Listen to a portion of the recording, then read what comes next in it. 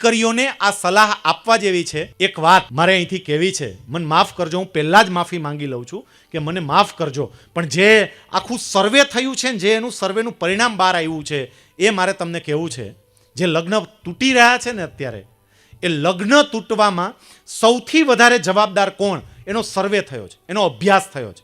જેટલા કિસ્સામાં લગ્ન તૂટે છે એની પાછળ આમ ઊંડા ઉતરીને અભ્યાસ કર્યો જ, અને એનું તારણ કયું આવ્યું છે ખબર? બીજી વખત માફી માંગીને બોલું છું કે મને માફ કરજો, પણ એનું તારણ એ આવ્યું છે કે જે લગ્ન પ્રસંગો તૂટી રહ્યા છે એમાં મોટા ભાગે ઊંડા ઉતરીને તપાસ કરવામાં આવે તો દીકરીની માં જવાબદાર. જરા વિચારીએ આ બાબત. આપણે માતા તરીકે સીતાને સાસરે વિદાય આપતી વખતે જે પ્રમાણે એમને સંસ્કારો આપ્યા છે ને, જે પ્રમાણે વાતો કરી છે ને, એક મા તરીકે એ વિચારવાની જરૂર છે.